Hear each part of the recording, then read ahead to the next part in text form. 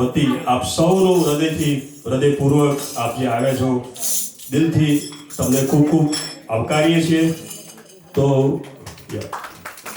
એમને આપણે thank you કહીશું. આપણને પ્રશ્ન થાય કે ભાઈ માતાજીનું નામ તો આપણે ઘરે પણ લઈ શકીએ છીએ, આપણે કેમ અહીં બધા ભેગા થઈએ છીએ? દરેકનો પ્રશ્ન થાય.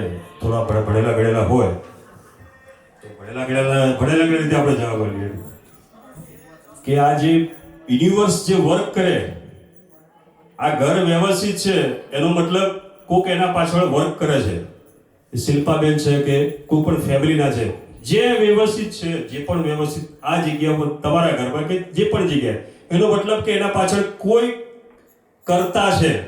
એમ આ વિશ્વ બ્રહ્માંડ, સૂર્ય ચંદ્ર બધું વ્યવસ્થિત ચાલે છે, એનો મતલબ કોઈ એના પાછળ કોઈ શક્તિ છે. એ તમે એને જેનું પણ તમે નામ આપો, એ આજના સમયમાં એલોન મસ્ક જો કહેતો હોય કે simulation, if you know that, જો કદાચ કોલેજના છોકરાઓ, he is a simulation, somebody make it, they make it, somebody behind. આટલું બધું પરફેક્ટ કોઈ દિવસ ના હોય. તો એ જે પરમ શક્તિ, જે આદ શક્તિ જે છે, એને આપણે કનેક્ટ થવું હોય તો એ જે વાઇબ્રેશન આપણે જે કરાવવું પડે, એ સંયુક્તથી કામ ચાલે. એની એક ક્રિયા હોય કે એ એના નિયમ હોય, જેમ ગવર્મેન્ટના નિયમ હોય એના નિયમ હોય, એ નિયમ પ્રમાણે ચાલે. એટલે એ જાપનું જે મહત્વ જે ખરું, એ એવો આનંદનો ગરબો જે માની